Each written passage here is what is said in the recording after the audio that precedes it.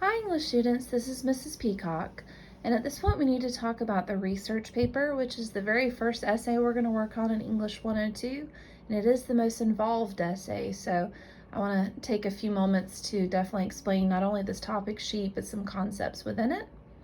For this research paper, I would like you to utilize outside sources, so that could be articles, books, documentaries, etc., to learn about an influential person and how he or she has influenced today's society, whether for the better or for the worse. While you may choose the person, please ask my permission for your topic before beginning your research. So this week we actually are going to do a topic proposal outline as your daily grade attendance activity. So that's essentially how you're asking for permission to cover a specific individual. Also, you may not repeat a topic that you have written about in the past, so that could be during your English 101 class or your high school classes, and I'll explain why. All of the essays are put through a plagiarism checker, and so if you turned in an essay that you already have turned in, there is a chance it'll come up as plagiarized. So just make sure you work on your own original essay for this assignment. The rough draft due date is Wednesday, September 13th. By midnight, you'll turn that into the discussion board, and that's going to be a daily grading activity. With the rough drafts, your peers, your classmates will be able to review your essay and give you feedback on ways to improve it. And of course, there's more specific instructions in the peer review section of discussions. But you will be able to use that feedback to create a final draft, which is the draft that I'm going to grade. That's your polished, beautiful end result research paper. The final draft will be due Wednesday, September 20th by midnight, and you'll turn that into the content folder that's labeled Week 5. And it'll literally say, submit your research paper final draft here. All of your drafts are going to be turned into Blackboard. This research paper is worth 40% of your final grade. It's actually worth 2 essays, and that is by far the largest percentage for your average of any assignment.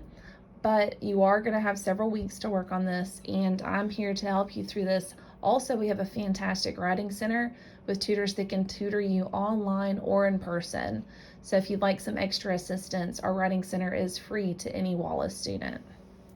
The length of the research paper should be at least 1,000 words in length. That does count the works cited page, so every single word is counted towards your total, but the minimum is 1,000 words. So if you do turn in less than that, you will get counted off on your total grade.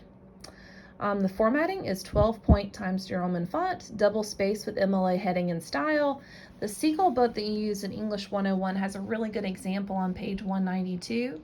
If you have the older edition, I believe it's page 168, but your newer edition is page 192 to use as a guide. So notice that heading, the font, and the spacing. Also, there is a page number in the upper right-hand corner. If you have any questions, please let me know, because I know MLA formatting can be a little troublesome.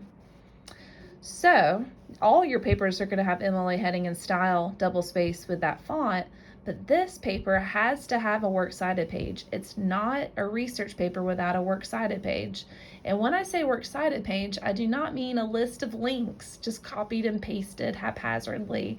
I need finished citations on your works cited page. So this should be just a refresher, because English 101 does require a research paper, but just in case you guys are hearing this for the first time, page 199 has a fantastic example of a works cited page. And of course, this is a lengthier one than your assignment's going to require, but notice it starts with the title works cited, and it has finished citations throughout.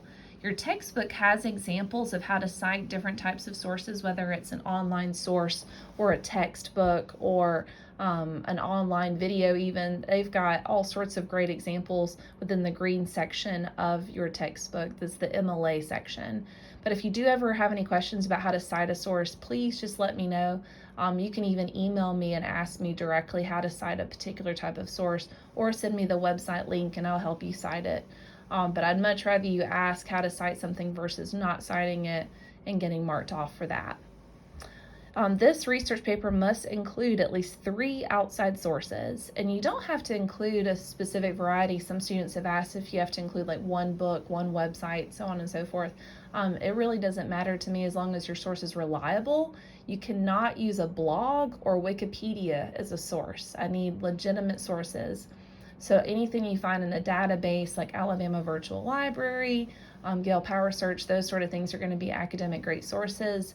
Since you are researching individuals, it could be that you find something on historychannel.com or some of those websites. Those are also good sources. But if you're ever not sure if the source is reliable or academic enough, you can always email me as well.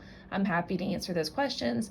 Also, our Writing Center tutors know the answers to those questions as well.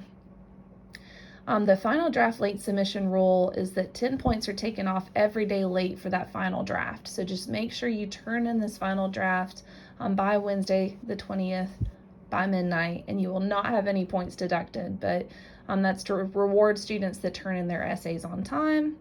And all of your final drafts will be graded using the English 102 grading rubric that's on the Getting Started page of Blackboard, and it'll also be scanned with anti-plagiarism software. So just make sure that you turn in your own original essay. Don't be tempted to get anything online, because I can actually see the percentage that it was plagiarized, and it'll scan the entire work. So just make sure you avoid plagiarism at all costs. If you're not sure if something is plagiarism, please ask me or a Writing Center tutor. I'd much rather us have that conversation up front and clear up any miscommunication or misunderstanding versus plagiarizing and us having to have that conversation after you've received the 0 on your paper. Because all plagiarism from my class does lead to a 0, and then we'll have to have that conversation afterwards. So please let me know if you're not sure if something is plagiarism or not. Plagiarism is academic theft, and it is taken very seriously here at Wallace. So I do have a section for brainstorming and outlining at the bottom. You're not required to do that, but a lot of students find it helpful to write out some of their ideas before they create that topic proposal, so that way it'll give them something to work with. I am going to look over all of your outlines and topic proposals in discussions and give you feedback in the reply section. So after you've turned in your outline, check back a couple of days later, because I'm going to give you guys some feedback. If you do need to revise anything or change some grammatical aspects, I will let you know. So if you ever have any questions, please email me, call me, stop by my office, whatever you need to do. I'm here and happy to help. Also, don't forget we have those Writing Center tutors that are fantastic and are happy to help as well. So have a wonderful day.